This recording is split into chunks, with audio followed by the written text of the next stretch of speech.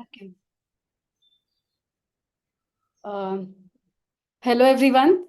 I welcome you all to the first virtual town hall series meeting.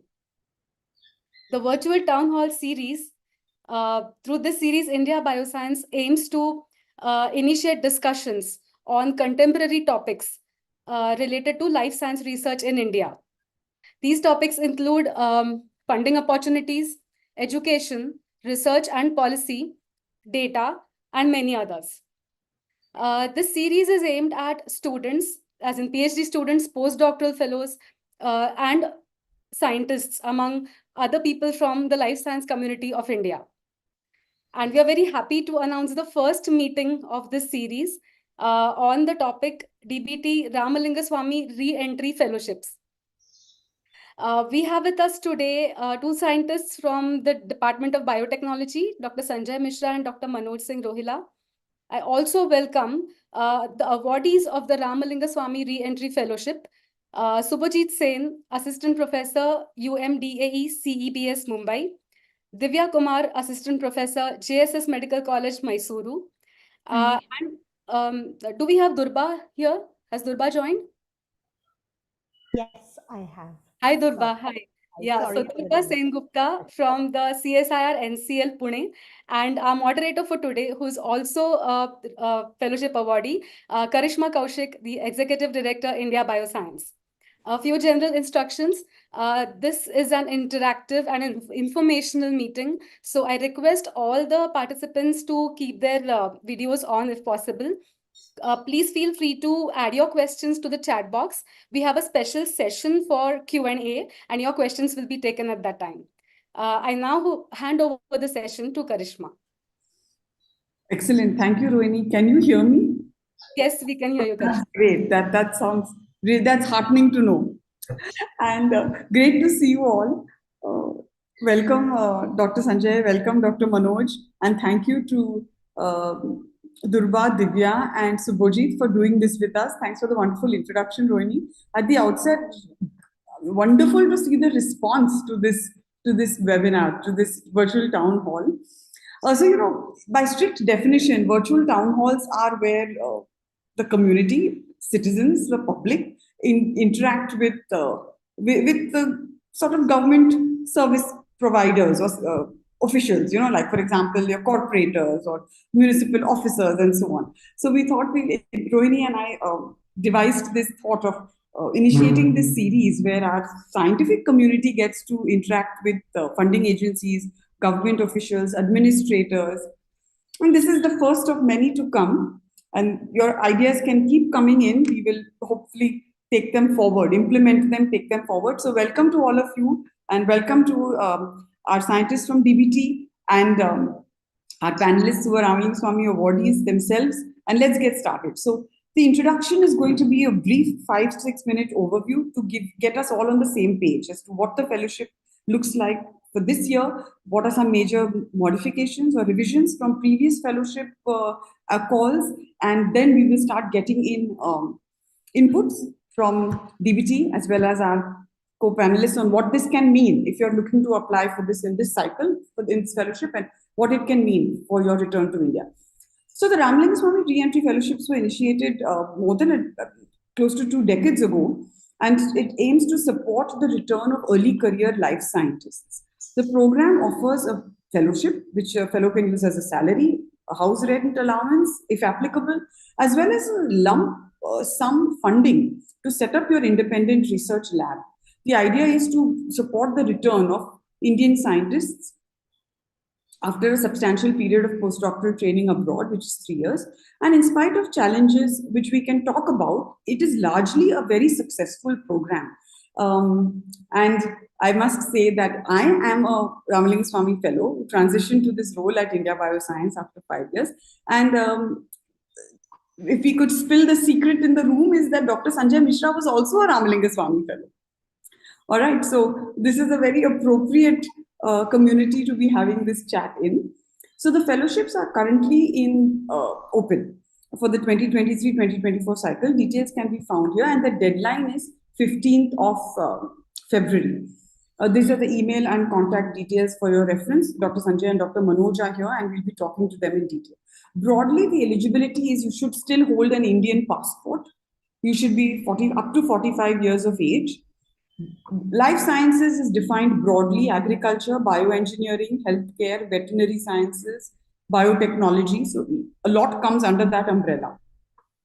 The Indian scientist needs to have spent 3 years, a full 3 years, at an overseas laboratory, as defined as any laboratory out of India, as a postdoctoral trainee or fellow. Applicants who have returned to India within 1 year of return can apply. This is 2 years if you're a woman scientist, but you still could, but you can apply only if you haven't secured a permanent position yet.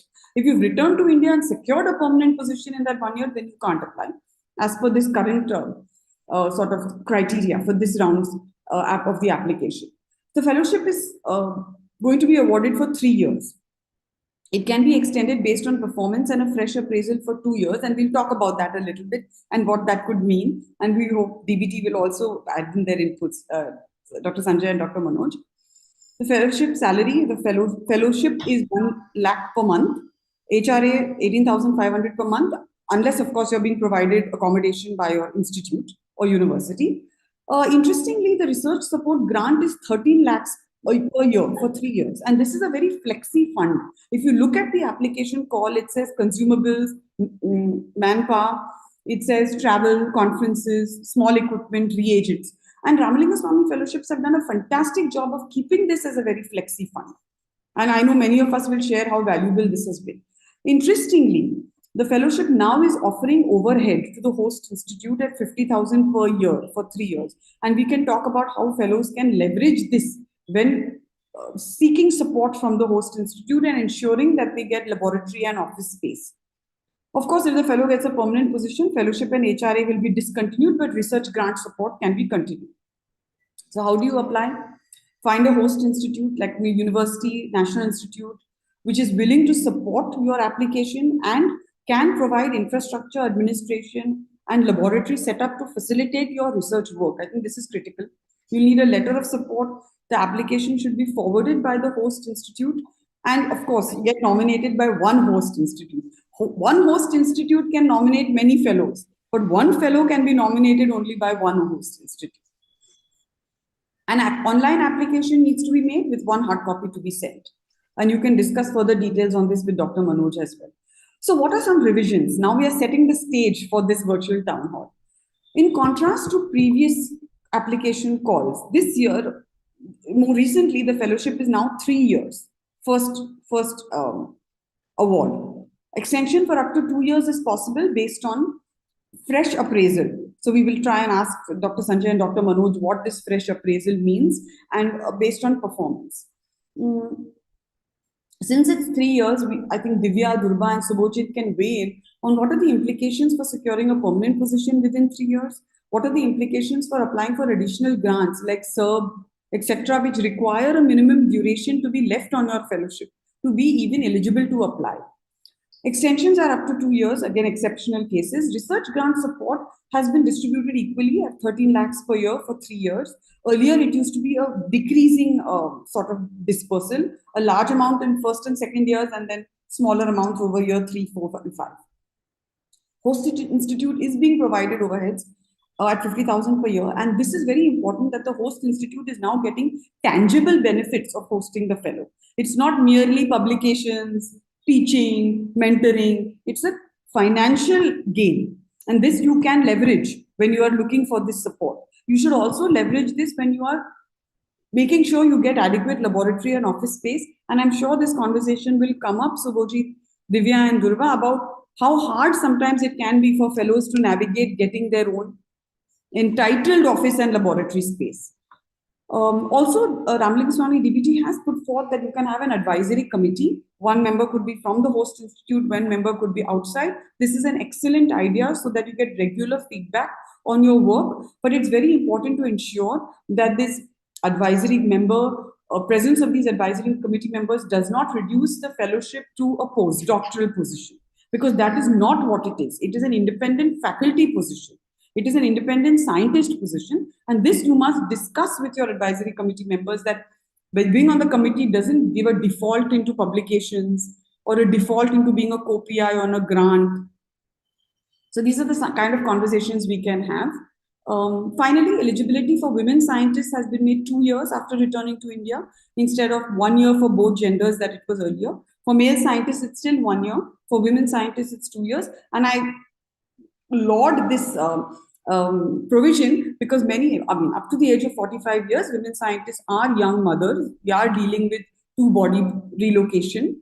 And therefore, this 24 months within which we can apply is a very good move, given that largely childcare and child rear in such transitions from out of India back home will fall on women scientists. So, this is an excellent provision. All right, so India Bioscience has been an advocate of these fellowships. We've seen the impact of these through our young investigator meetings, and we've collated some resources that you can read at your own time. Maybe you take a photograph of this. We will also add these resources to our website with a virtual town hall meeting page. Okay, so maybe you can take a photograph of this and read this at your own time. We've collected a set of interesting resources, and I think with that we will set the stage for conversation. So I will stop screen sharing so that we can all now see each other very nicely. So thank you everyone. Thank you to our 5 co-panelists for being here, and maybe we'll set the conversations going with some questions. All right. I wonder if we have any questions from the panelists, from the participants yet, but maybe we look at that There are shortly. a couple of questions, Karishma. Do you want to take them now, or do you want to start and then we can take them during? Okay, sure. Maybe we'll start and then take that. Sure. Okay, so then we'll start with you, Dr. Sanjay and Dr. Manoj. Thank you for making time to be here. I know you have a lot going on. So it's clear that quite a few modifications and revisions have been made. Could you just very briefly pick a few of them, starting with this 3 years as opposed to 5 years, and tell us what has been the thought process behind this and how have they been designed to facilitate returning fellows?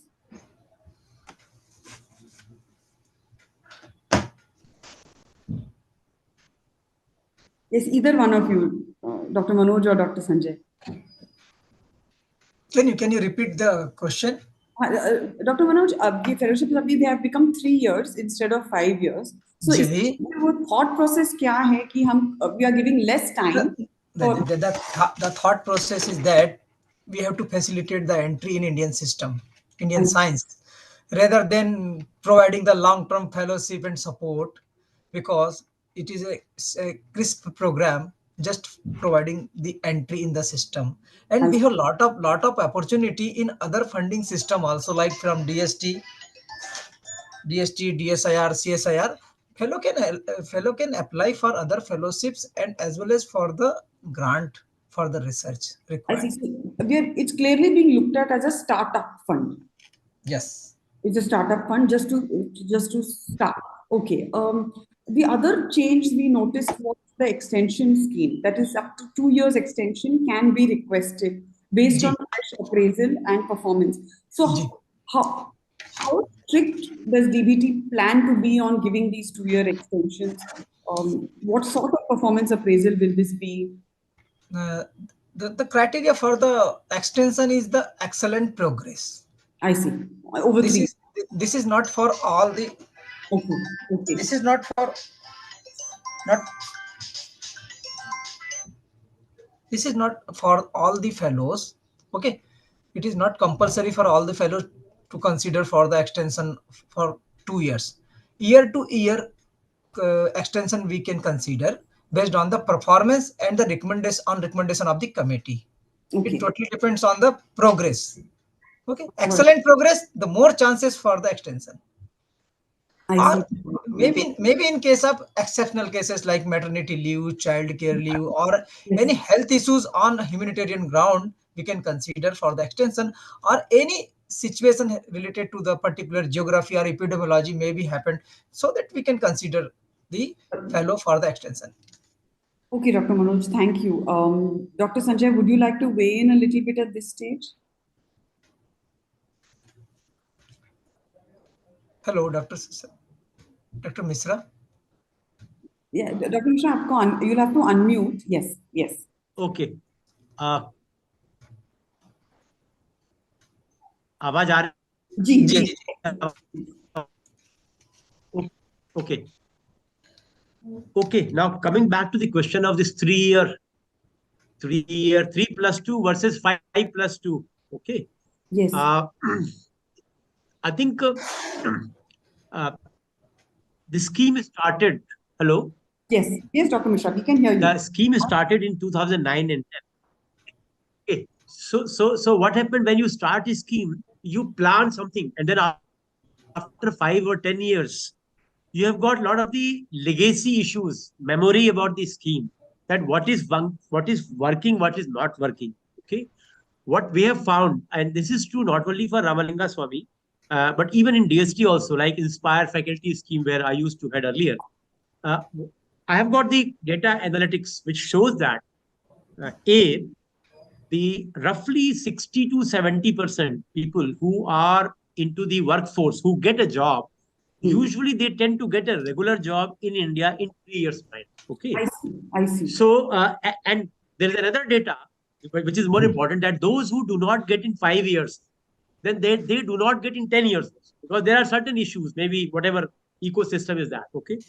So that message was clear, that the this is a bridge to bring back you from foreign soil. You have been working postdoctoral. It's a time stop gap arrangement. It's not like a welcome trust, that fellowship where you are given an independent R&D grant for 5 to 7 years. I So see. that is clarification.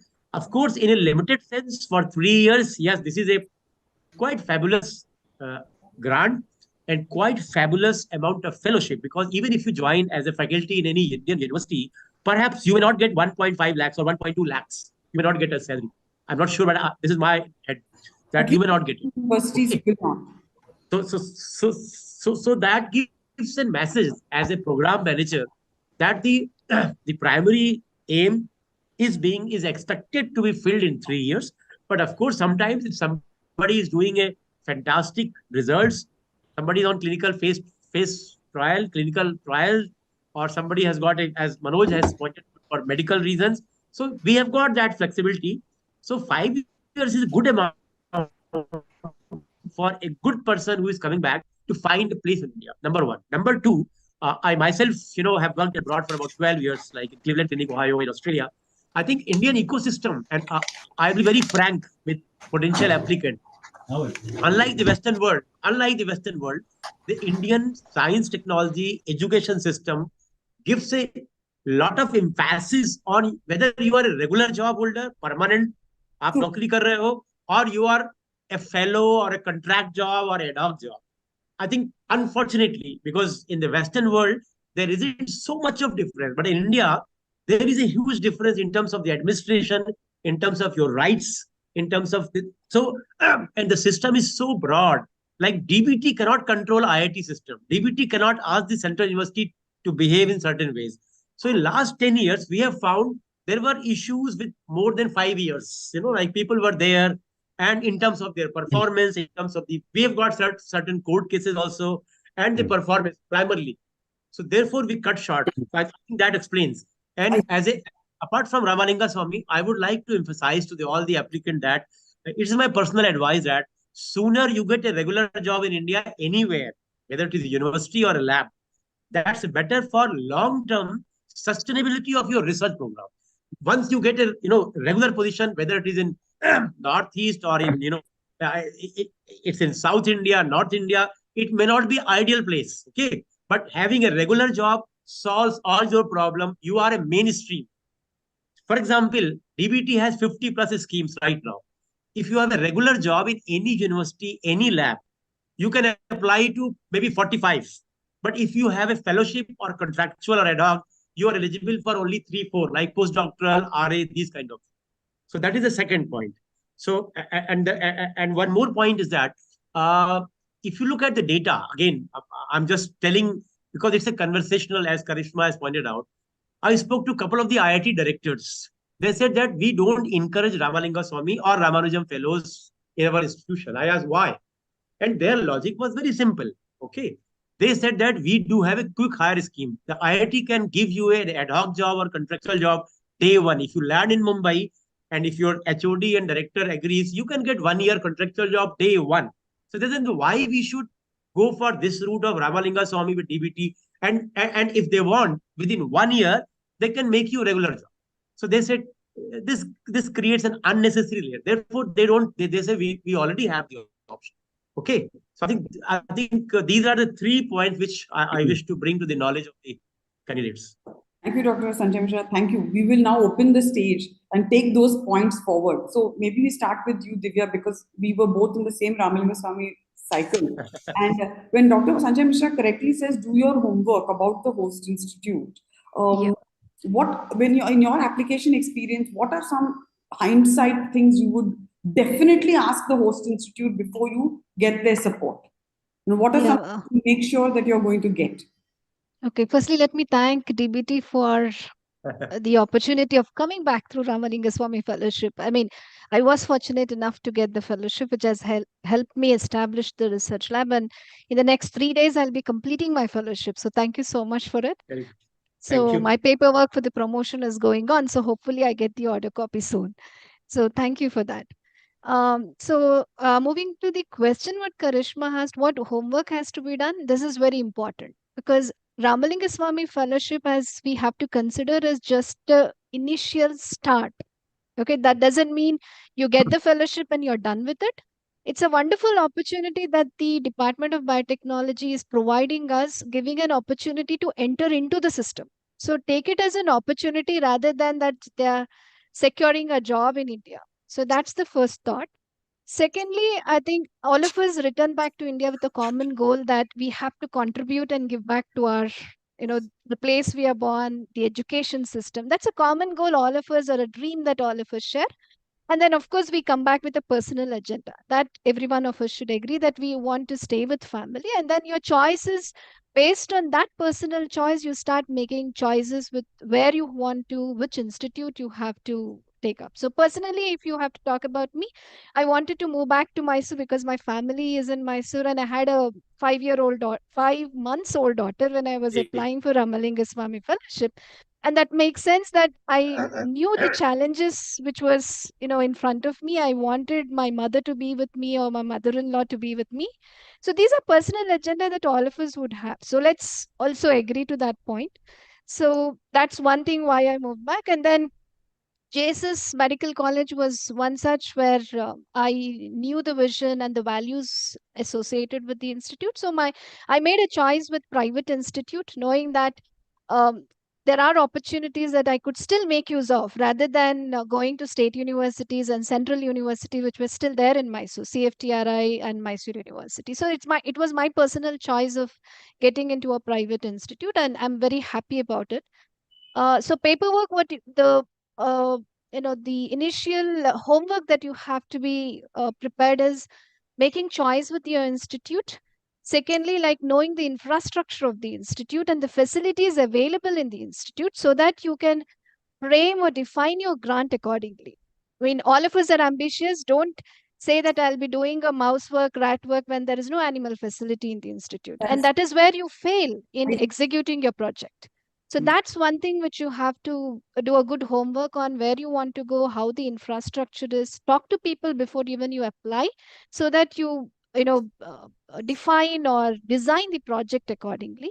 That's one thing. And secondly, I think I'm sure many of us would have a dual body problem where both me and my husband are from the same science stream. I think I would also thank DBT for this because many of the applications fail because we were applying for DST Ramanujan, we were applying for DBT Ramalingaswamy in different cycles. And of course, our application didn't go through with DST.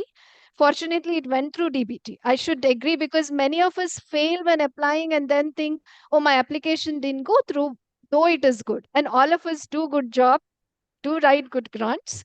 But when the fellowship wins, it doesn't mean it is purely grant based because there are many criteria that or the features that DBT or DST would be looking for. I mean, I realized it after coming back what are the criteria and how they distribute the fellowship across the country. So with that said, I think we had a dual body problem. Both of us were applying at the same time. So we decided, okay, let's give a try. We both applied at the same cycle because many of you may have that question. Given the credential that if both are good, let's give a try. And again, thanks to DBT for considering both the application at the same time. We both got in the same cycle. So that also worked out, and it may work out to you also. So don't have that debate, because nothing is sort of going to be very certain that in the same cycle this may happen or that may happen. Those assumptions are always there. So doing a good homework, knowing about the institute, and always remember this is not a pure, DBT based. You have your personal agenda also to work out. Having that in mind, I think one has to frame their grant proposal and move forward. So moving on, I can answer to the other questions. Sure, sure. Thank you, Divya. So I think the takeaway from this point is there has to be a reality check between what the institute can offer you and what you are proposing in the grant. There were some questions about deliverables, etc.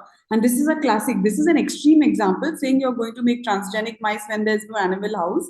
But there will also be examples not so extreme. You will have to align your proposal to what your institute has. The second question is this sort of wishing hope against hope that once we join, and Subhojit, I'll get you in here, and then Durba, I have a very relevant question for Durba too. The wishing hope against hope that once I join, I will be able to buy the equipment I need. I will buy the reagents I need. And then we also do face the reality of things take time in India. Procurements, work orders, purchase orders, they take time. And so, how are we going to get all of this done in 36 months? So, Subhojit, based on your experience of returning, starting your group, I mean, other than this wishful wish list of changing procurement procedures in Indian science, which is a bigger conversation, how does a fellow navigate it on the ground to buy big equipment within 3 years? Should it even be on their plan? So let me start by thanking DBT again for having me over in this program, as well as for having given me this fellowship, because that really has sustained me for a very long time. And let me first start off by saying that all the things that Sanjay Mishra has talked about already, the beautiful things about the fellowship, the funding, the flexibility, the independence that the fellowship gives you, which is rare in Indian science, and it is necessary in Indian science. So I think that is what DBT gives, these crutches, which really, really helps you go along. Yes, everything comes with pros and cons, and so this fellowship is not all hunky-dory. Of course, there are problems. Then different people have had different teething problems in different institutes. I particularly had a little more problems than others, but some of the universal problems that I think I would like to highlight, which have been alluded to before, also is that age criteria. Come back to India before you're 35. There is this unsaid rule in Indian universities that once you're 35, you are not eligible for most assistant professor positions. So it's kind of something that I was never told before, and I didn't know. And I, like Sanjay Mishra, also spent a good deal of time abroad. I was 11 years I was abroad, so I was clearly above 35. And so getting an assistant professor position was really difficult at that time. And so that is one thing that I would like to highlight.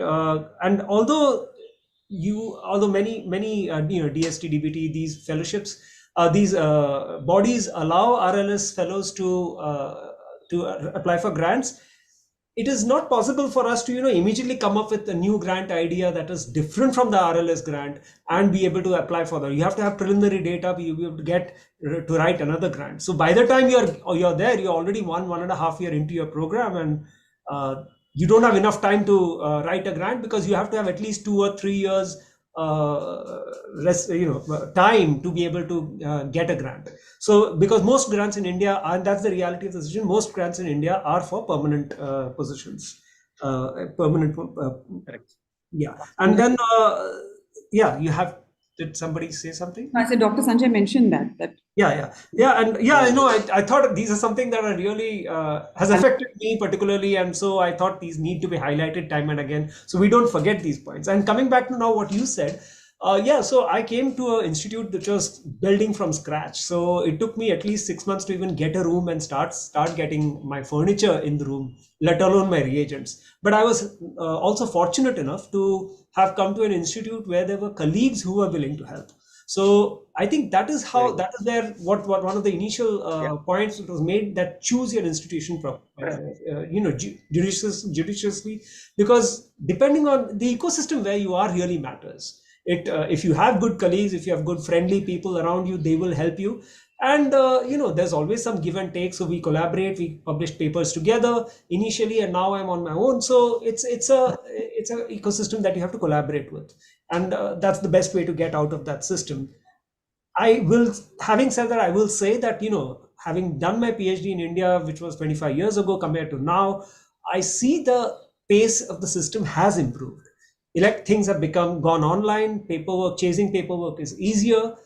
But depending on the tier of the institute you are, and depending on the tier of the city that you are in, your institute will face certain issues in how fast these procedures go through. Even though I'm situated in Mumbai, but because our institute has had teething problems, we are still have procurement issues, and things still take about 2-3 months to come.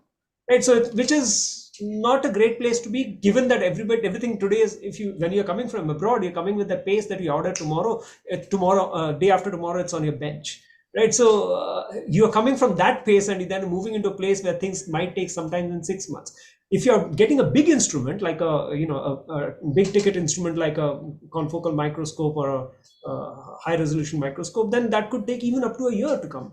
So, and these are of course not things that are there in your grant. You have to choose your institution. If your institution already has a capacity to support those kind of things. So our institute did not. We tried to write FIST grants and other things, but because we were a DA institute, we were not getting those FIST grants. So there was a lot of drama around that as well. But that is where I think, choosing your institute is going to become a primary primary thing, how you choose your institute, where you do this. And the last thing I want to add before I go is that, setting a lab is not easy. And once you have set up shop at some institute, moving to another institute is even more difficult. So you are, whether you like it or not, and somebody has asked this question, whether this fellowship is transferable.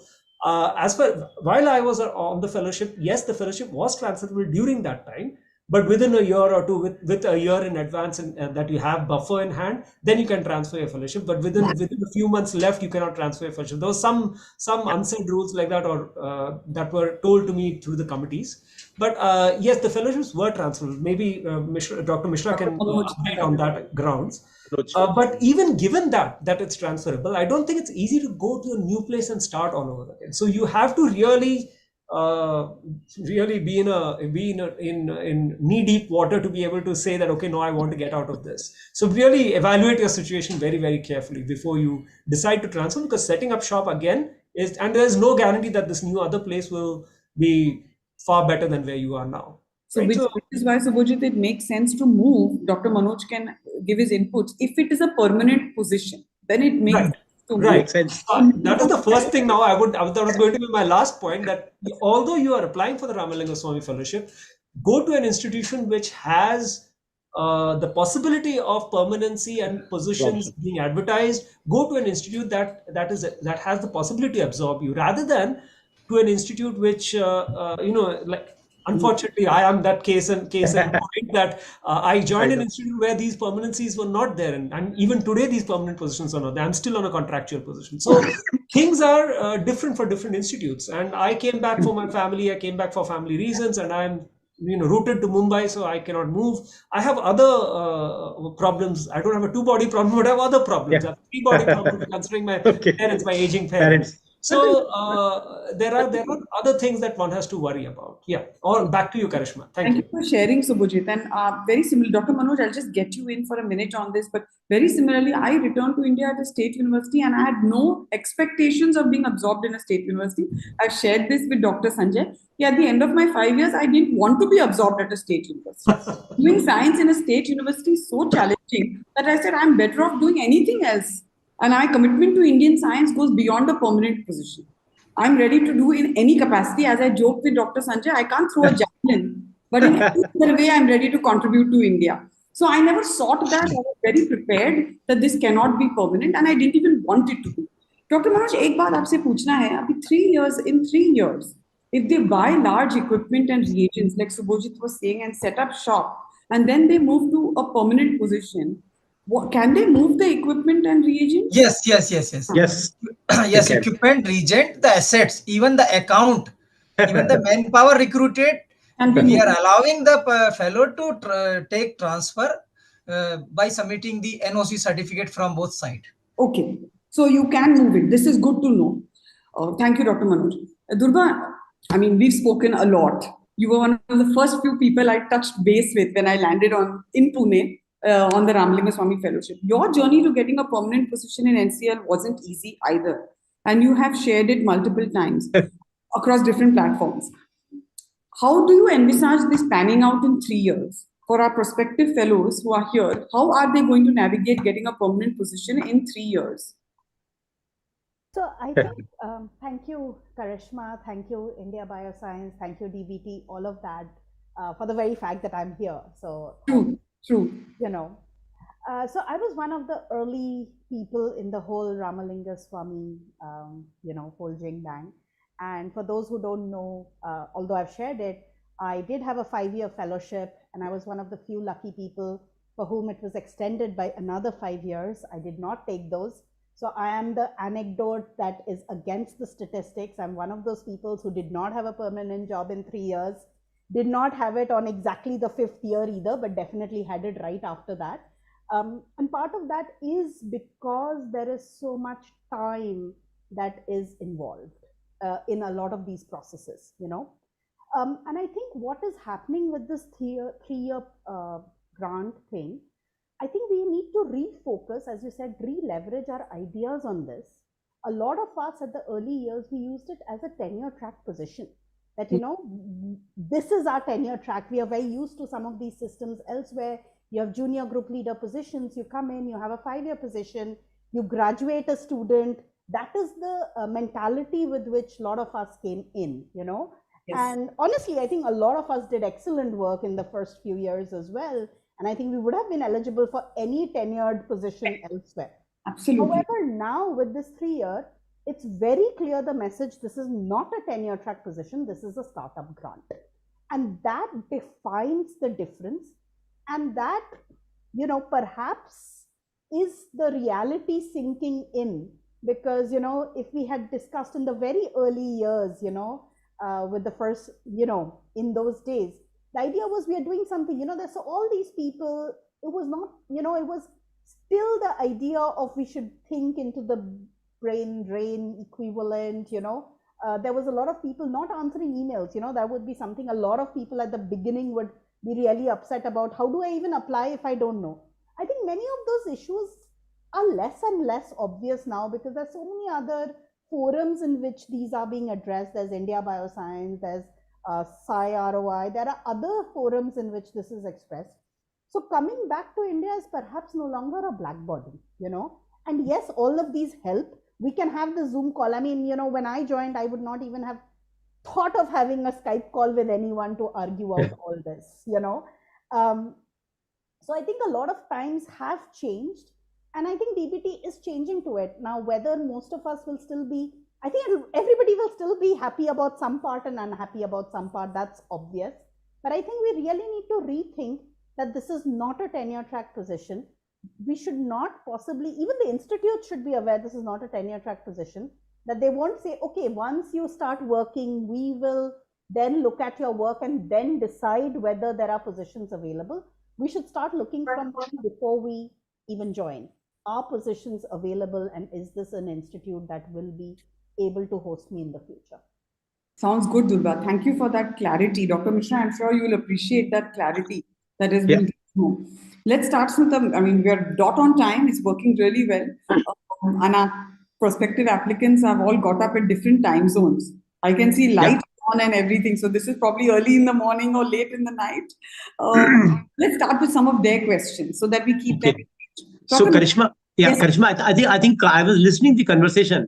So before we go to the, because perhaps maybe I can just give, I can give a little bit more point that may answer some of the questions. So I think I will just. Okay. Sorry, if the attendees are not speaking, may I request them to mute their mics? Yes. Thank you. Okay.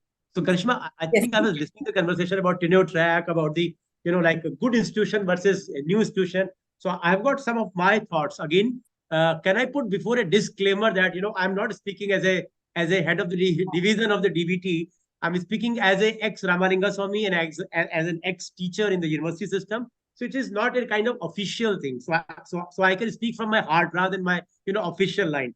Number one, this is a real dilemma, I think, which earlier pointed out, whether to join in a good lab with less chances of getting absorbed or whether to join in a new institution where the lab may be at a startup kind of thing, but there are more chances of getting absorbed into system. So Yes. I can see these are the two sometimes opposite, opposite ends. So my answer will be, because if I was applying, then it is your personal choice. Okay. It's your personal choice. I will not say which is good and which is not so good. If you believe that, yes, you need 3 years and plus 2 years, 5 years to do good science, as Karishma pointed out, you don't care for a job as such permanency. If you are of that kind of person, and fine, you can always find out the best place in India, work with the best lab, join it. Number one. But as earlier pointed out with my colleague, I think someone pointed out that sometimes it's easier to join a place where the initial setup is under construction. Like he mentioned, right, rooms are under construction, the lab is being, I mean, for example, I joined as a professor at Shivnadar University in 2012, where I was sharing an office. There was only bricks. It was not plastered. Plaster was going on. I'm just giving example. But because I knew, in my case, that I knew that in future I would like to prefer a place where I can set up my lab, and there are much more chances that I will continue my place. So these are the two dilemmas. No answer, but this is a deep thought. I will request the potential candidate. Number one. Number two. Somebody mentioned about the about tenure track thing. Yes, 3 to 5 years. Now, as like in US, there is a policy with the universities that you have a tenure track, and then you have a regular position, and then you have one more thing. I think there are 3 stages, like tenure track and tenure track and the irregular. So unfortunately, India में केवल एक ही होता है, बस regular है, बाकी सब अलग है. If you are a permanent regular, there is nothing like that officially. So what has happened in the past with the previous lot who have come back to India, and they assume like US tenure track is 5 years, and then if I do well, I will be absorbed. That has not materialized because of number of reasons. Maybe the position was not there. Maybe they were not found suitable, and sometimes the internal issues also, because just the personality issues. You are in the lab, and everybody knows that in Indian ecosystem, I'll repeat, Indian ecosystem, you are on a loose wicket. You are a regular faculty in institution. Okay, so you may be, there are reasons. So with that mindset, there was a mismatch between the expectation and the realities. So we got to know that we got to know that, the letter, somebody put the quote also. Look, I was a tenure track for 5 years, and I'm better than XYZ, and the vice chancellor or the lab has not absorbed me. Now, those things are not required because Indian system is designed in a slightly different way. That is why the purpose, as earlier pointed out, that my suggestion will be that if you find a place where you are most likely to be absorbed in 1 or 2 years' time, that's the best place, in my personal opinion. But otherwise, I respect the other one. And another point is, I would like to just tell about maybe I can share what happens in the committee rooms when the interviews are going on. Okay, somebody gives the PowerPoint presentation, and then the committee discuss various issues. Okay, because myself and Manoj both have been participating in these meetings. So again, because every discipline has a different kind of rules, what is good, what is not so good. But 1 or 2 points which I would like to emphasize, because the other thing I have noticed. First point, I would like to make it clear that everyone, the committee is very, very rigorous. The people who sit in the committee, I mean, I'll just name like few professors from ISC Bangalore, or ISR Pune, or some Delhi University, and from Central Labs, CSIR Labs. So you find the people who understand your project, number one. So please do not think that because I'm working on let's say on virology in a very, very in an area where the committee may not understand. That is not true. So committee members, and also what happened when there are 12 people sitting in the room, someone will all understand with some part, number one. So what I have found that people with an extremely good track record in labs, their project proposal is very loose. Sometimes there is a porosity or gaps. And the committee says, bhai, they have published 2-3 papers in that lab, but look, this proposal is not, it is very, what you call rigorous. One of the weaknesses, sometimes I'm just listing a few, just based on my memory. You have got too many objectives. You try to impress too much, then the committee says you can't do in 3 years or 4 years' time. Second point, you propose something, as Karishma pointed out, that there's no facility in that institution, host institution. There's no facility, whether it is a computational facility or animal facility or that kind of facility, that mismatch between the host and these. Third point, sometimes people try to do too many things, and the objective is going towards north, and your methodology is going towards south. So couple of proposals, we have a huge discussion that, well, if you have objective ABC, but the proposal, the methodology doesn't support that, so there is a gap. So then committee says कि भाई या तो इनको मना कर दो, then somebody will say नहीं नहीं, this is, if the person is a postdoctoral, it is not our job to tell him, he should have done it his job. Okay. Right. Right. Then sometimes committee says that please change this one, this. So these are the, so project quality is very, very important, rigorous methodology and expectation. My advice will be neither become too ambitious. You have to be good salesperson, right? Salesman, that's true. Be pragmatic, be realistic, and be convincing to the committee that this project is doable in 3 or 4 years' time at a place where you are proposing. That will give another point. Sometimes people do change their PhD in the area of, let's say, in parasitology, the postdoctoral is slightly different, and then you suddenly get a third area. Committee do not like, because there is no trust that you can do or you can change your field. So my suggestion will be at the application time, your proposal should be in sync with your credentials, your previous experiences, exposures. So I think this is my take on the what happens. Valid points on what happens at the selection, but we'll come back. Dr. Manoj, kuch questions hai. Can an industry postdoc experience out of India be counted, or does it have to be only academic lab? If someone has done postdoc out of India in an industry, does that count? Industry experience we can count, but they have to publish the papers or generate the patents, right, so that they can fill the eligibility criteria as per the advertisement. The target the eligibility rather than looking in academic or R&D laboratory or industry. Okay. Correct. Yes. That is just to add on, Karishma. So I think there is no bar that your industrial, for example, I come from engineering. If somebody has done Microsoft research lab in US, that is better than any university. So exactly. There's no rule that, you can't come. But of course, what Manoj is saying, it should be R&D kind of thing. Not that you have got a sales engineer job or you are in a drug company, you are marketing manager. So exactly. Those kind of thing may not be. Exactly. Very, very true. Okay, we got an answer on that.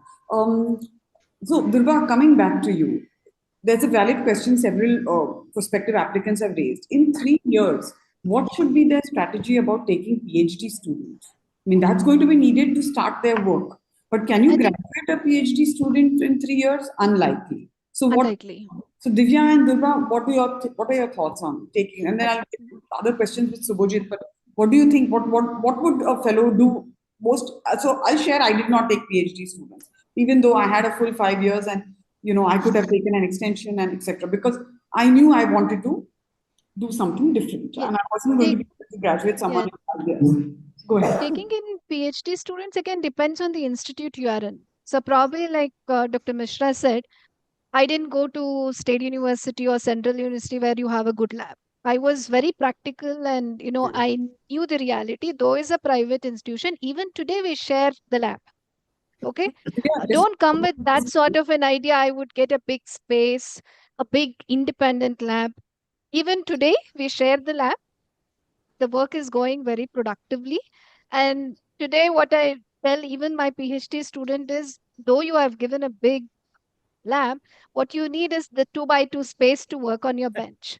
So accept that reality. Though you get a big lab, you work in US or any part of the country, you are going to work in that 2x2 bench given your space. As long as you have a space to sit and work, don't have any other complications coming your way. Don't get disturbed, stay focused. So that is very important. Coming to taking PhD students depends on the university you have. For me, it was, though it is a private university, we had negotiated in the first place that it was considered as a position where I take in the salary from DBT and still considered as assistant professor, and a regularization was done recently before I end the fellowship. But then I was allowed to take in PhD students.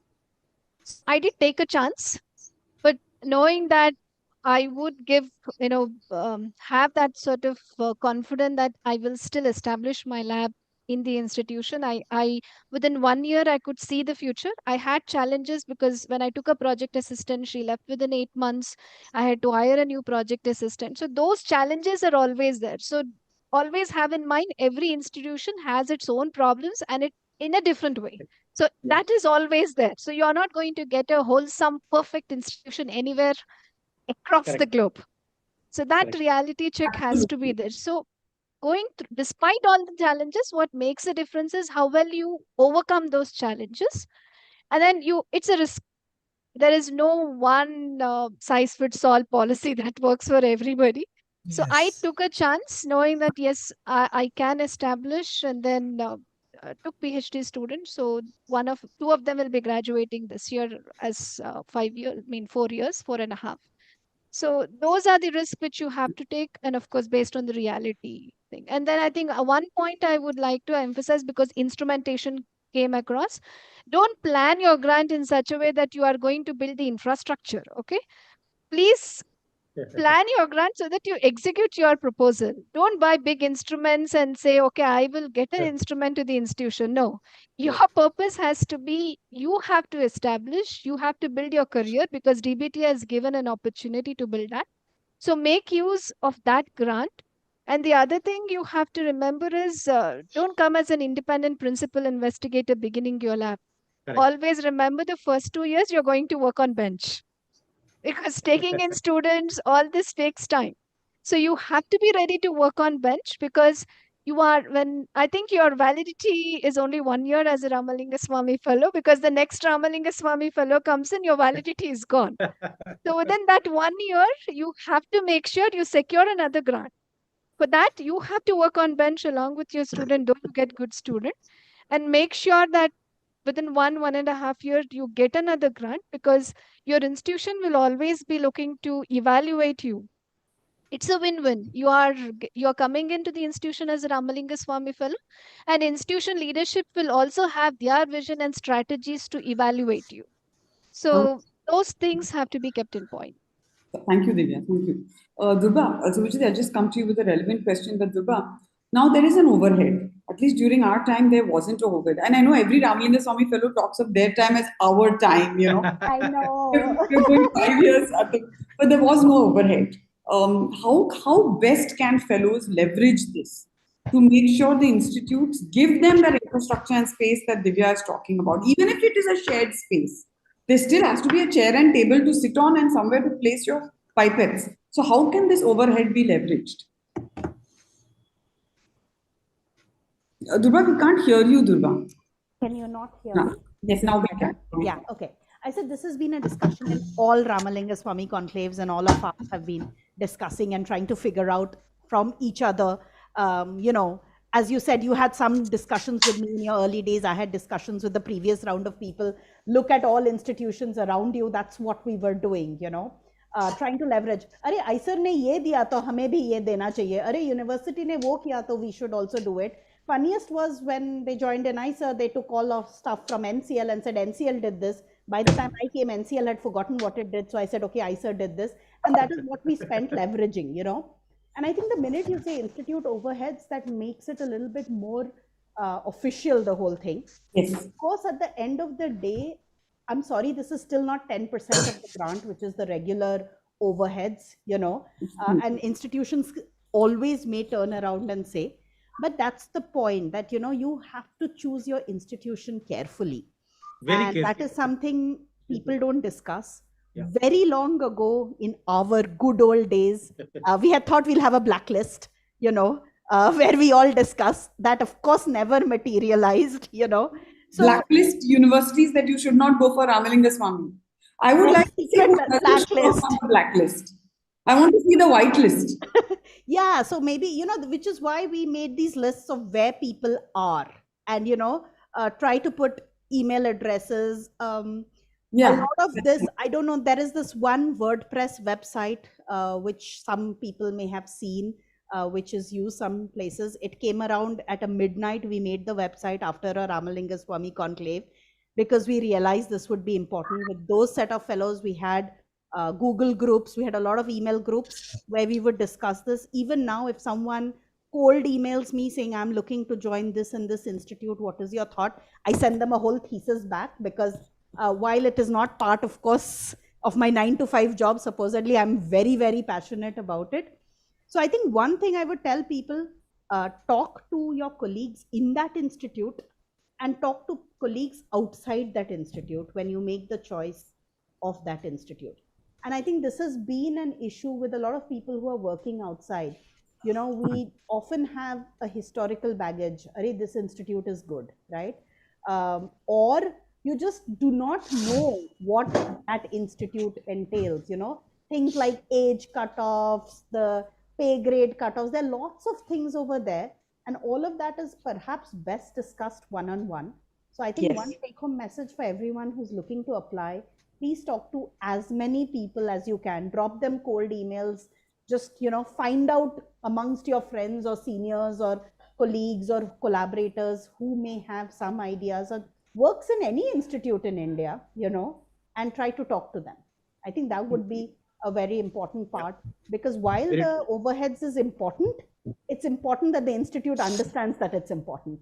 Correct. Exactly. Exactly. Great point. We will unmute. We will just unmute people whose hands are raised in a minute. But Subhojit, again, a collection of questions from the chat window. Now, they should be responding to your request to be a host institute. They should be ready to absorb you. They should provide infrastructure. They should provide lab space. This seems like a little bit of a Christmas list now at this stage. So probably the institutes that will be flexible are private universities. At least they will create a position if they like you. They will not have to go by, you know, very, very bureaucratic norms. So what do you think about hosting your fellowship at Karishma, a I'm just private going to university? intervene here. No, don't Yes. take that private institution so easy. They have Okay. their list of strategies. Strategies and And, you know, problems. no, this is Okay. not going to work. Don't have the assumption. Private Okay. institutions also are very tough. Very tough. But anyway, They, Subhojit, if what do you think about hosting it at a private university? Somebody really wants to come back. We will get back to you Yeah. also. Sure. Yes. No, I agree with Divya that you know, the evaluation strategies are equally strong whether you look at private or government. The difference, though, lies in the fact that releasing new positions in a government institute, one has to go through a much different kind of hierarchy, which takes longer, because sometimes it has to come under the PMO's pen, sometimes it's through the state, and governments are changing, elections are coming. So there are n number of variables that play a role compared to when you're looking for getting a permanent position in a private university, where there are less number of ladders to climb. So that being that's the set difference between the private and the this. But having said No, that, no. My point was only about permanent position, Divya and right. Subhojit. Just to clarify, it was never about the quality of the work No, expected or the performance I'm not criteria. talking the It was quality. about getting a permanent position. Absolutely, and I think that is the key difference between a private and a state and a government institution. Yes. The possibility of getting that permanency is probably higher in a private because of the time frame that you're talking about. Now, particularly, it's 3 years. Before it was 5, which already we were thinking was difficult. Now it's 3, which is even more difficult. So, but here is where I will put a word of caution for most people that although we think of the fellowship as a great leverage because we are coming with our own money, we are coming with our expertise of teaching, of our research. Some institutes, including private as well as government institutes, who don't have extra permanent positions, want teachers, want researchers to spike up their profile. They will take in Ramalingaswami fellows without the without the guarantee that they will be able to hire you anyway. So in a way, sometimes like a state university. You can get used as well. You know, I mean, this is true, and I think Dr. Mishra is nodding. We've talked. It's about what you are looking for at that time. Correct. For example, at a state university, I was told day one, don't expect this to be a permanent position. I said, no, I don't. I want to be in Pune. I've been out of the country for over a decade. I want to get my foothold in the Indian system, and I will take my career in the direction I want. But this transparency is very important on day one. Very important. Correct. So then you don't feel used. Then after 5 years, you don't feel used. This is critical. Yeah, but the reality is that maybe, Karishma, here's the reality that because we come from an Indian system where there are these so-called permanent jobs. It's not like the American system where, your salary comes through your grant. Right? Exactly. Your salary is coming through this body institute that hire you. And so, therefore, therefore pining for such a position, I don't think is very unrealistic in an Indian situation. You might be, I mean, yeah, there are people like you who are really, self-driven and altruistic and ambitious, and that's great. More power to people like you. But I'm generally talking about what I see about the larger populace, where I Certainly, see that certainly. people want to get a more settled, permanent position rather than Correct. having to worry about it 2 years down the line all over again. Very true. Very Yeah, true. Karishma, just to add one point, I mean, which is under the DBT's radar, if I can put, which we have been observing, and we are, making our mind. There are two systems, I understand. Let's say state universities. State university may, your HOD or vice chancellor may have only 7 sanctioned position in, let's say, botany or zoology. So he or she can't have 8. Okay, that's Correct. fine. But in the private setup, suppose you hire Ramalingaswamy and the person is doing good job. Now, what DBT do not like is that, especially with the old one also and the new one also, that some, again, I'm using some, not all. As Divya pointed out, there are great private institutions, but the other side, they try to, if I can put within quotes, abuse or misuse. They will keep all 5 year plus 2 year to take the money from DBT fellowship, and they will not regularize. Because there may be some kind of understanding that, when government is paying money, why should I pay you fellowship? Why should I pay your salary? So that is now at the radar of DBT and Manoj, and we are now looking. We have discussed this issue with the committee also. Okay, so now we have a track record, which, especially with the private institutions, we want them to use it for 1 year. You take it for 2 years. You can, but you don't. I don't expect that you want to check the quality of a Ramalingaswamy after 5 years. हम इसको permanent करें ना करें. That is not acceptable. So True, that we true. are using. Okay, so True, that we are. very true. Doctor Manoj, मुझे आपसे एक पूछना था कि जी बहुत सारे यूनिवर्सिटीज में there is teaching and administrative responsibilities like NAC accreditation, organize this exam, whatever. Can we not put a cap, or is there an unspoken rule कि only this many hours out of 40 hours should be point. given for admin and teaching duties? Can Good that point. cap not be given in the sanction letter? in And this if so, situation, how should the fellow navigate it? If somebody says 40 hours में से 35 hours you have to do accreditation work, फिर who will do the research? Correct. yes, good question. But fellows should negotiate the such teaching load with the university before joining the fellowship program, rather than on depending on the DBT rules and regulation. We cannot rule or regulate the university's private institution or any autonomous body. It totally depends on the fellow, between the fellow and the institute where So you he want feel to you join. can't put a cap on it in the sanction? Yes. So I think, Karishma, I think I can add. This is a good suggestion, Manoj, and we will now take this message home. We will think what can be done. But as of now, I think ministry is a double-edged sword. If ministry does a lot of things, then people complain the ministry is putting हर जगह ministry control कर रही है. If we put too much loose, then these Yes. problems come. But my answer will be Karishma. As per UGC norms, if you are assistant professor, you are supposed to teach only 12 hours in a week. Okay, 12 as per Right. UGC. So one can always use that you are equivalent to assistant professor, associate professor, 12 hours, 8 hours, 16 hours. Good point. So Good point. So rather than DBT, there are already set rules by UGC how much teaching is required in UGC. So one has to Excellent stick. point. That's a good point, Dr. Sanjay. I think that's a take-home note for all our prospective applicants. There are UGC norms on this, on Correct, teaching hours per For week. teaching. Yes. Yeah. Yes. But for labs, there's no issue. If you are working CSIR lab. No, then there is no teaching. Anyway, there is no teaching. There is probably admin work, which you will have to Sometimes, figure out. Karishma, I will also add that sometimes having some teaching to this is my friends who are potential applicant is a plus point in your CV that you have taught 001 course of basic biology to the BSc first year. It's a plus point to become assistant professor in the setup if you are interested in teaching. Okay, that's also a good note. Let's do this. Rohini gave a wonderful suggestion. Let's unmute some participants and okay, let's start with Piyush. Piyush, I'm trying to unmute you. I'm already unmuted Oh, here. great, Okay. great, Piyush. I was Please never ask your muted. question. Okay, Uh, ask your question Thanks a directly. lot. First of all, yeah, thanks a lot to organizing committee and officials for having this session. So I'm applying for this Ramalingaswamy Fellow this year, and I'm a postdoc at NIH here, and it has been more than 3.5 years. So I did my PhD in bioinformatics with Dr. Raghava at CSIR IMTech Chandigarh. So I mean, my whole background is in bioinformatics. So my question is to Dr. Mishra is that he answered I mean half of my queries already regarding the proposal.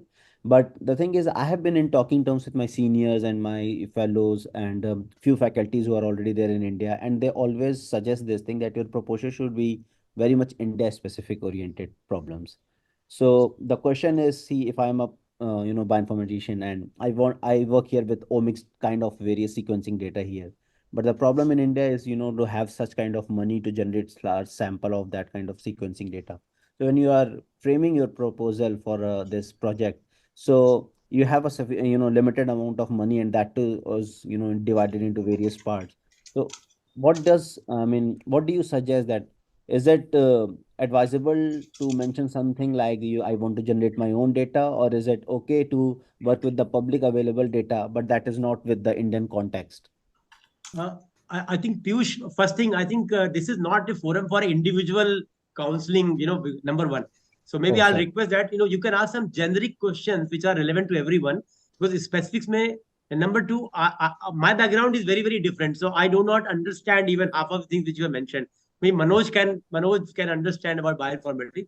So maybe I'll request other one. If you have any generic question which is relevant to all, I that is have one fine. generic question as well. I was filling the form and okay, yeah, sorry to Manoj, you were saying. Batao. Drop me an Uh, email with this question. I will like to answer that to you. We can Please, take it please, on yes, email. please.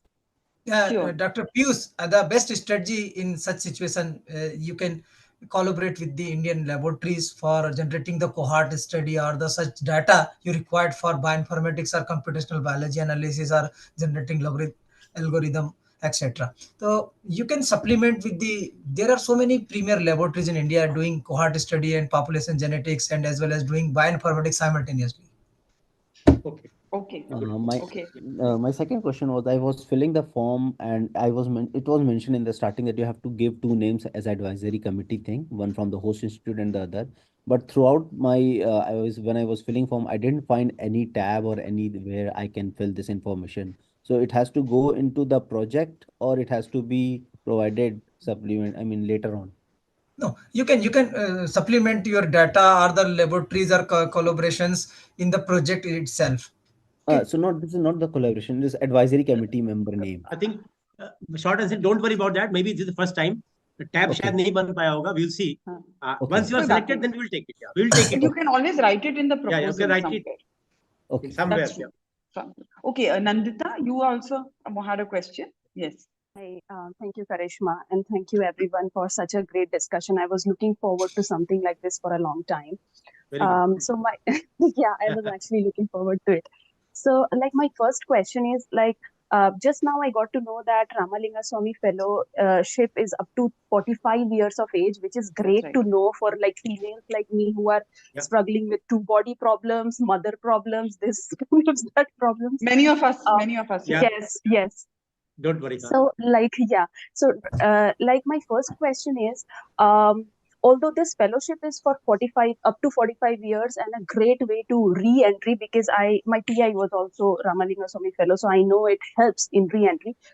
But how difficult it is in India to get absorbed at a permanent position after 35 years of age? Difficult. One I word see. answer is difficult, but we can go into elaborate answer also. Anybody can take. Yes. But my personal one word answer would be difficult. It Anyone can- can. So, is like, almost written down in rules in most cases. I would also like to break down and add a little bit to the questions. For example, I'm 31 and just started postdoc. So what is the recommendation? Is it advisable to return to India before 35, or maybe, Yes. like, I think I would like to add what Karishma was saying. No, difficult. In my case, I feel one of the lucky person that I came back at 45, 44 something, and I could get a job in professor. I could get a job of scientist G in the ministry. So I think both examples are there. Having said that, in general, somebody pointed out, because I was offered a faculty position at IIT Delhi and IIT Kharagpur. So I'm from engineering background. So there is an I see. unwritten rule that you have to be 35-ish, maybe 36 at the max, to join as assistant professor. Or your CV should be such a strong to apply for associate professor, then even 40 you can. In my case, I could directly join as a professor. So it depends on your, like what you are aiming for. Assistant professor, yes, 35 is the ideal, 36. Anybody Good else point. can add or? Dr. Manoj, another question is there. We'll just take a few more. Nandit, I'm just trying to optimize. Yeah. Okay, Yeah. okay. You can just, Very yes. generic question, Karishma. Sorry to interrupt, and I think everybody would be interested in this. Like, what does the Ramalingaswamy committee generally look for? Number one, like, what should be there in the application, and what is the general timeline of applying this fellowship and getting the fellowship? And does it has to be the previous data, like in the proposal? Like, do we have to Dr. have the Manoj, previous? timeline to announce the results? Manoj. Yes. Feb 15th is the last deadline. Yes. But Deadline. Then we will see the applications and we will prepare the draft first for the committee, and we will invite the fellows for the presentation before the committee. Then the committee will consider. The main focus is on your proposal and your biodata, the background of your study, background of your area. There are so many parameters, but your proposal should be very clear and focused, not the too much objectives, like 6 objective I can do, overemphasize, enthusiastic. No, nobody can do 5 objectives in 5 years. Okay, so please Absolutely. prepare very carefully your proposal, very focused, not very enthusiastic, but good science you have to incorporate, good hypothesis. Yeah. Okay, I think, and yeah, we these are the parameters. And within 1 year you can join. We will offer the fellowship you. It is totally depends on you how you will switch your positions or locate to India and join the institute. Okay. Sounds good. So, Mujit, there's a question from the chat window. See, if someone doesn't get absorbed after 3 years, what would happen? I mean, what would the person plan to do? I mean, it shouldn't be a stop to your career, right? So, what does one do in that case? I mean, maybe we just talk about it openly. Should we think of changing career paths? Yeah. I think one should be open-minded. See, the academia is definitely highly competitive. There's no doubt about that. We are all always stressed, and it is.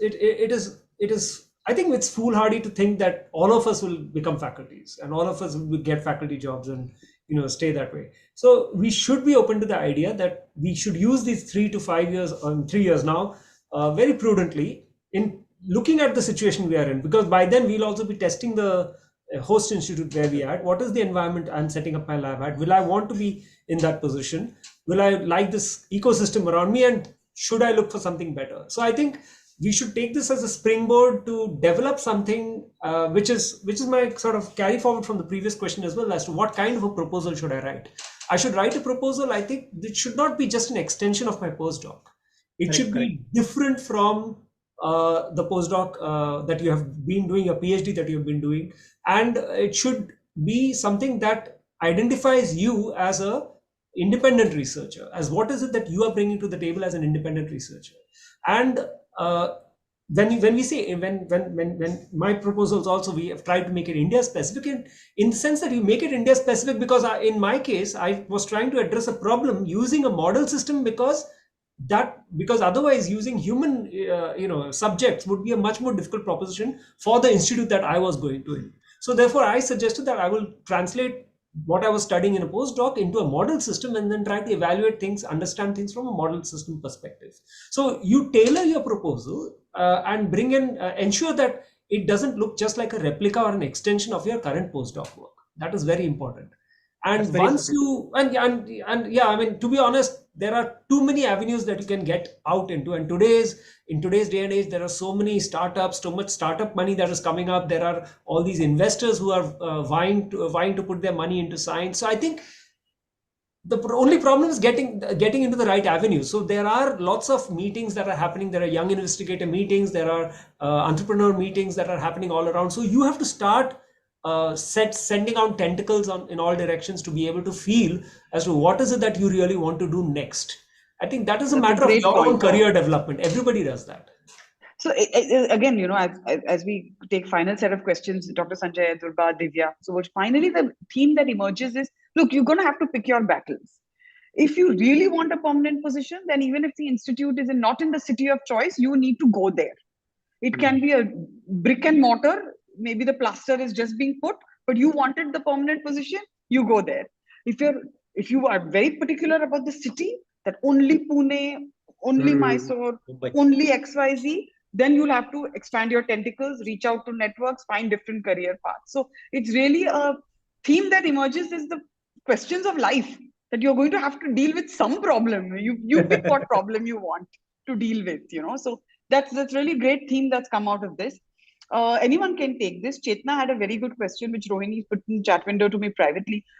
Dr. Manoj, Dr. Sanjay, Divya, you did it at a private university. How does DBT gauge progress? आप लोग जहाँ से काम किया है, do you account for that? कि private university में? I think this is is something. There are challenges. I mean, do you account for the when you're looking at progress, Dr. Sanjay, Dr. Manoj, Divya? Do you account for where the work was done? Do you add some? I'm stopping here. I'm interrupting you. Sorry. Only we require the quality work, quality science. कहीं भी आपने किया हो, whether in a private institution or in a government institution or in a rural place, if you are doing some behavioral biology like Pavlov has done, we don't have any objection. Okay. That's true. Correct. Yeah, I think initially that was, I mean, that was baffling to me also. How would I do in a private institution? I think many private institutions in India are doing great. Correct. And Correct. DBT and DST are very kind enough in promoting private institution by DST Pers, DBT Builder, where the infrastructure. Even DBT query we are providing. Yeah. So after moving back, I think right after 2 years we had DBT Builder, DST Pers. So we have NMR, Wow. mass spec, confocal microscopy. I think this is a challenge that each one of us should take in. So rather than, I mean, my personal choice and a feel, rather than going to an established institution, I think you should also take a chance risk-taking in going to private institution or any institution that would appreciate your work, that would be willing to absorb you. And it is also a challenge to you that you also establish the institution infrastructure and, promote in developing the institution. That would be a win-win for both of you. You would establish very well, and the institution will also recognize, okay, this person is doing this and this for the institution, or let us also promote them. So Makes this sense, is something which all of us should keep in mind. But as long as you're seeing a future, that's right. You don't start building infrastructure if you don't know where you're going to be after 3 years. That's right. So you have to have your own strategical planning in executing your grant. Correct. That is always, you have to be selfish to a certain extent. I mean, we'll call it strategic. We'll call it strategic. Strategic. Yes, certainly. Because the fellowship is always evaluating you every year. And DBT is doing Ramalingaswami conclaves are very helpful. Yes. They are evaluating you. We have mentors who would guide us. I think the only key thing is you have to be open to discussion, try to network, talk to people, talk to the previous Ramalingaswami fellows, get their feedback, work on it. Even if you're writing a proposal, I think many of us would be happy to discuss with you. How reasonable the proposal is, how feasible the proposal is, how relevant the proposal is. So I think networking helps, which is now very easy. WhatsApp chat, video, Zoom, anything works. People are willing to help. So make use of it. That's wonderful. And I think, Durva, what this means is over the years, there have been cohorts of fellows that have come in and now, want to be that support system for future fellows that are coming in. It's all these challenges apart. I could not have been in India if not for this fellowship. And I think so many of us in this room would say that. Correct. I could not have had a chance to work in my country and for my country had it not been for this fellowship. So what more? And that's a emotional note for me, but we'll get Pradeep in. Pradeep, can you ask your question? Hi. Thank you for organizing this meeting. It's very informative. So I have 3-4 small questions. So first is this fellowship is just proposal based, or do we need to present some preliminary data? Okay. And Dr. Manoj, preliminary data is needed? I think preliminary data, you will definitely present your postdoc in outside the country.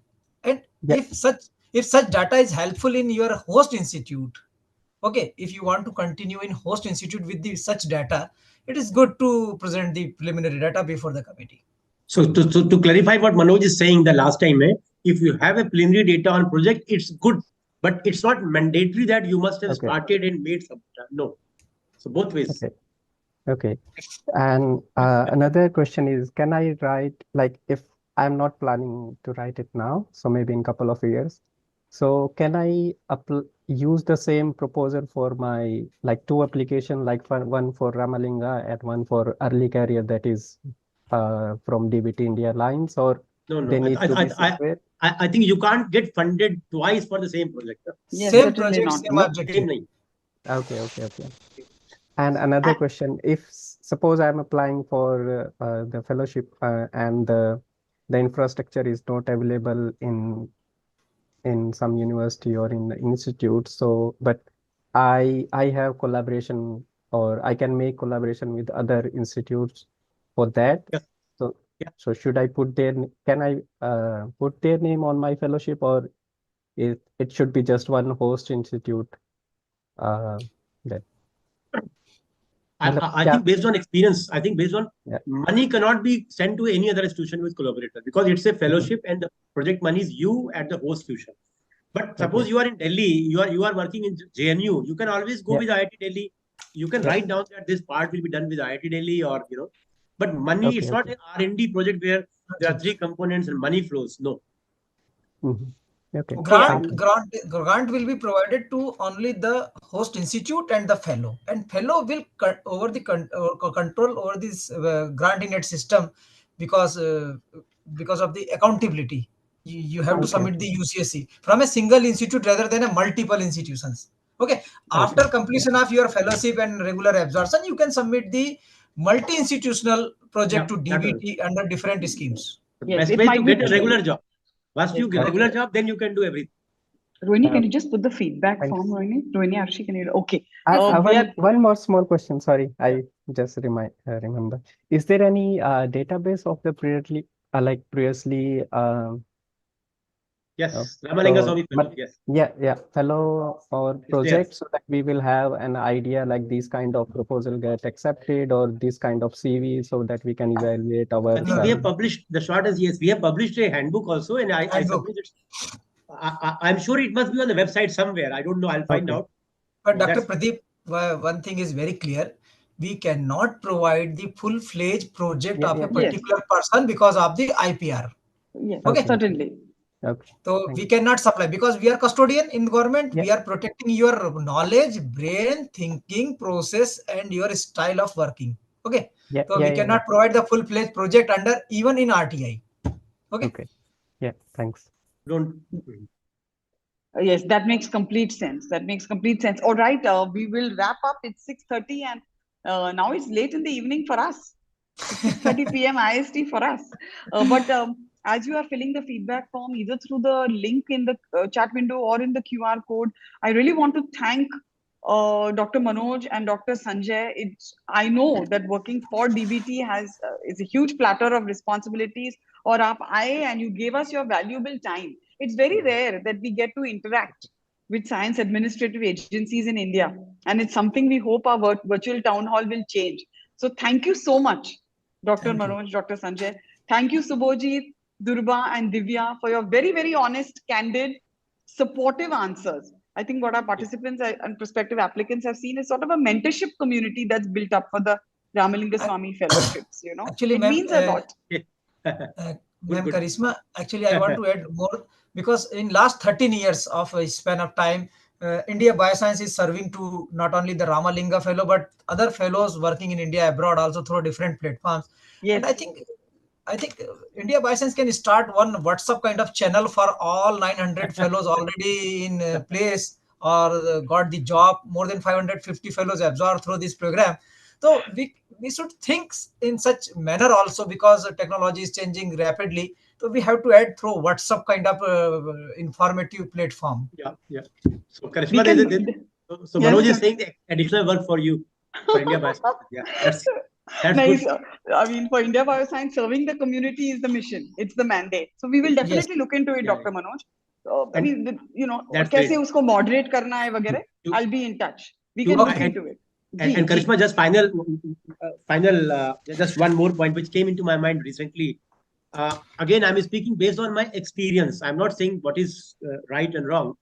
based on my experience, what I found in last 1 year that if you are a potential applicant, the strategy could be, not should be, could be, make a list of all IITs, not the 4 old one, but the new one, 22 IITs.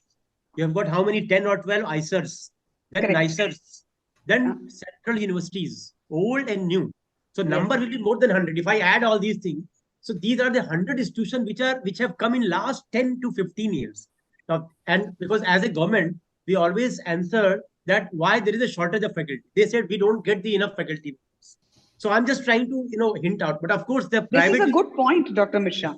So maybe this is also something we can look at. They have got sanctioned positions already there. They have sanctioned positions. So this is kind of just giving it. And plus, as I think Divya pointed out, some of them you have to be careful and very choosy in private institution. Those who have a letter and spirit, both for research, not to use you for their own website kind of. So please. Exactly. So these are the kind of areas. And as I think somebody also pointed out, that probably it is good to network beforehand. Right now, you should talk to them, if possible, visit them, not to the vice chancellor or the director level, because I know a couple of vice chancellors tell me again informally, but 2 days back, that look, I am offering jobs to the 3 Ramalinga fellows in one of the central universities, which is a new one. So Ramalingaswamy has a good brand. Vice chancellor thinks, "Arey bhai, agar Ramalinga ne kiya." Yes. Very true. Very true. I'm trying to impress. So Manoj and myself, feel free to email us. We may not reply you quickly. This is, because we have got so many things, but we will try to reply you within a week. And feel free to chat with us. Okay. Thank you. Thank you, Dr. Sanjay. Thank you, Dr. Manoj. Divya, Durga, Subhojit. Thank you. Aapne time diya. Thank you so much. Thank you, IndiaBiosciences. It's a pleasure. It's a pleasure. I think last thing, Karishma. I think we as researchers should also be open enough to talk and negotiate with the institution, which we often fail to do. True. So talk to them very well about the salary part. It's always that happiness. I get the fellowship and I'm done. No, it's the beginning. So you should be good enough to negotiate. So talk to your other fellows and see. If private institutions are ready to top up the amount or with the salary or the fellowship, it is good for our fellows and the system. They should. But usually, Dr. Manoj, this salary is on the higher side. Thanks to you all, credit to you all that this salary is on the higher side of what we would be paid as assistant professors. DBT has done such a good job on that. Thank you. On that note, Dr. Sanjay. Yes, please go ahead, Dr. Sanjay.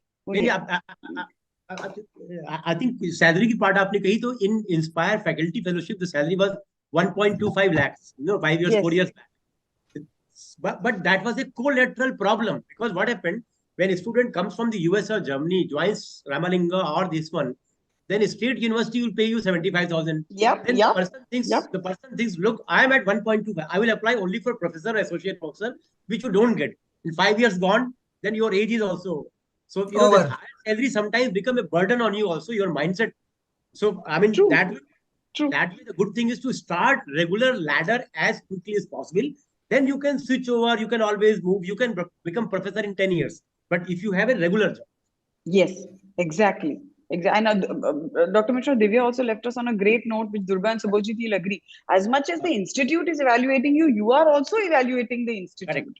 Right? You are also cream de la cream of Indian science with international experience returning to India. So keep that in mind. It's not a one-way street. And Ramalingaswamy is a good brand. So I think what Divya pointed out, it's a good brand. So I know couple of the what do you call the pharmaceutical research center. Manoj, kya hai jo? Niper. They have put an advertisement that I came to know from Niper, Raebareli, Lucknow. There was an ad that they are soliciting application from potential Ramalinga candidate to apply through Nipers, Mohali, Niper, Central Universities. So this is a good brand to join, and this is a good strategy to negotiate. Thank you so much. Absolutely. On that note, these are the resources again that you can spend time reading. Can I suggest something since the DBT some officials have, maybe one thing that you can come up with is have a have a portal where institutes who want to host Ramalingaswamy Fellows can become part of this portal. So then new people who are applying can also test, evaluate those institutes from their end and then apply to respective ones. So it becomes a two-way street for both, that they are accepting fellows and we are also. Very true. Good point. Good point. Good point. I'll just say, Subhojit, in our coming up Young Investigator meeting, when the PDF institutional representative component is there, Dr. Mishra, Dr. Gokhale will be there. We have asked a question to the institute representatives: are you open to hosting fellows? And that's going to come up in the meeting. So we could do this even at a portal scale. Yeah, Yes, it will really help the fellows who want to apply. certainly. Now On that universities are note, aware about yes. this scheme and they are increasing their pace for the hosting the fellows. Even Yes. small institution like one fellow I know, the one fellow from Jivaji University recently absorbed in Central University Allahabad last year. So yeah, that's right. Robin Exactly. Singh. Total cost, Karishma, I was wondering, it's 1 crore to one Ramalingaswamy in 5 years. Roughly 1 Yes, crore. certainly, Dr. Mishra. Like India is spending 1 crore, yaar, kafi paisa hai. 1 crore is Absolutely. not a small amount for, Absolutely. which is put on your investment. Absolutely. And very true, very true. We should, on that note, be continue to be grateful for India having given us this opportunity to come back. Absolutely. We have 56 participants here and best of luck for this fellowship good, opportunity.